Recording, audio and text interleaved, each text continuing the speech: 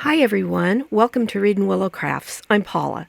Today we're going to be decorating a wooden Christmas tree, and I love the way it turned out.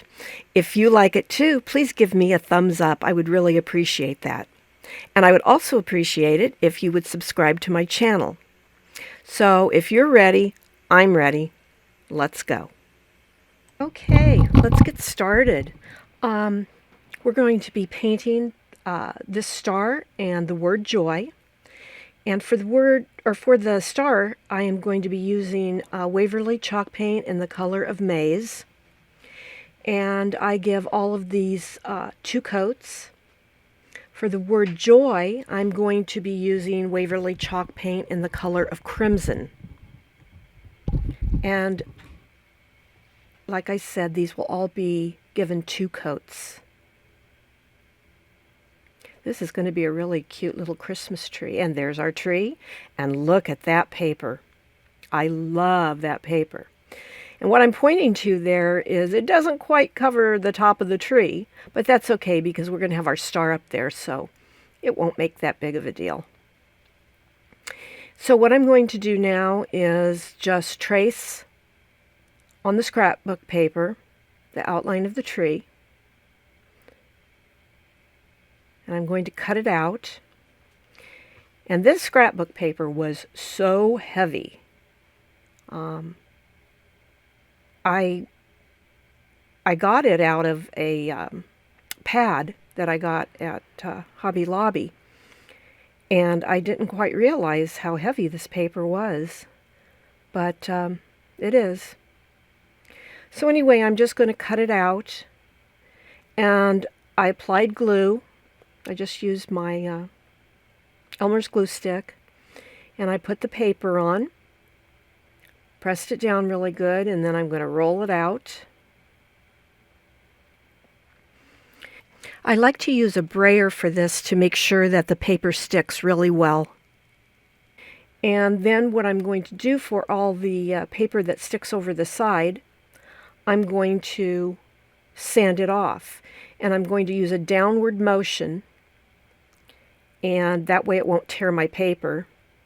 But I'll tell you, like I said, this paper was so thick, I could not, as you can see, I could not get anything to work. But then finally my sandpaper, or my sand block worked.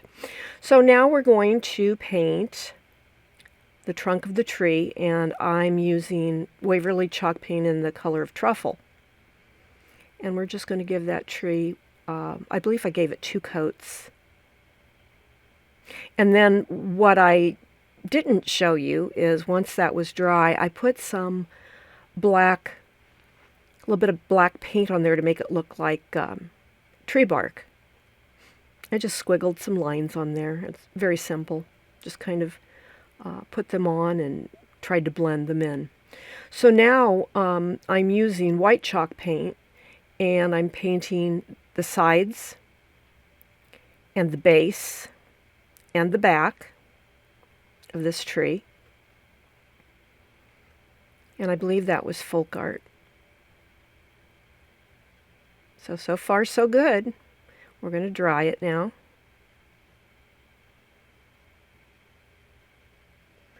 And then the next thing we're going to be doing is painting the back of it.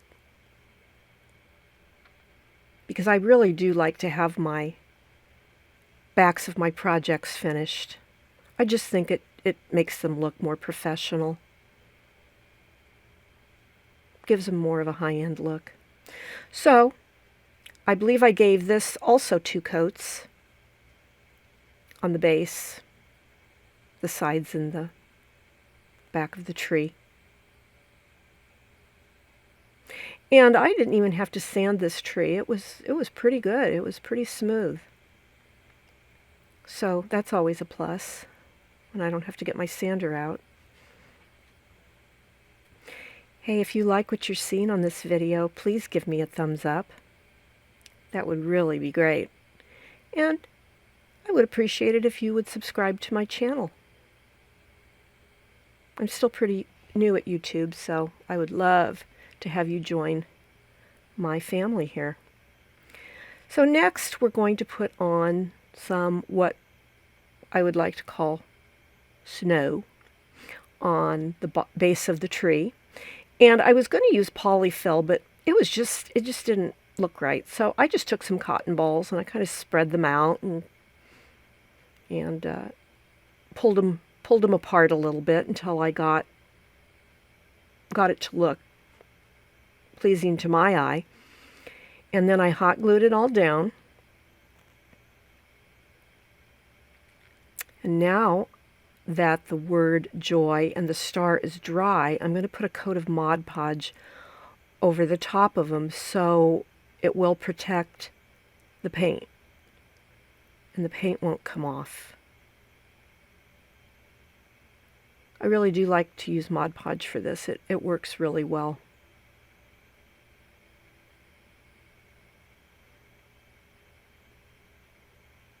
And we're going to finish that up. Then we're going to get back to our tree.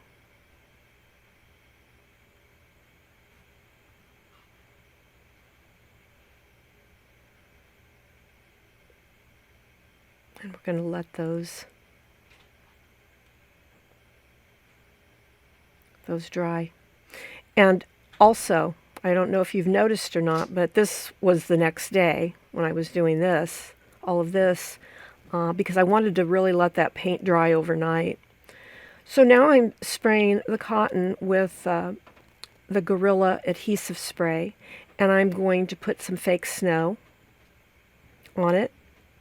This video was so hard to film because I couldn't get it in a position where you could always see what I was doing, but I tried my best.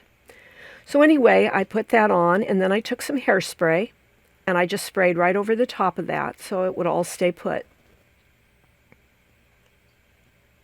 Isn't that what hairspray is for? Make your hair stay put? Well, it made this stay put too. All right. So I trimmed it up a little bit for all the pieces that were really hanging over. So now we're going to decorate our bottom.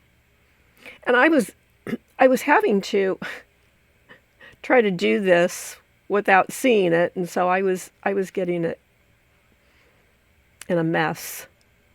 So finally I had to turn it a little bit. I hope you can see it. So I glued some frosted eucalyptus on there, and then I put some berries, a little clump of berries, and that kind of finishes out the tree. So now we're going to put our word joy on there. And we want to get it spaced out. I never measure anything. I just kind of do it. I hate to measure. I'm not good at it, and so I don't do it. So I'm getting them where I want them, and then I'm going to hot glue them down. This is such an easy, cute little tree. It'd be great for tabletop decor. You could even use it as a centerpiece on your mantle. It stands on its own, so any place you'd like to set it, you can. And this will be for sale on my website, and I will leave that linked in the description below. And we're getting that Y on there. And we're done. I really, really hope you like this. I had a great time making it. Oh, yeah, got to put that star on there. I'm sorry, I forgot that. There we go. There's the star. And I tried to get this all in frame for you, but it was kind of tall.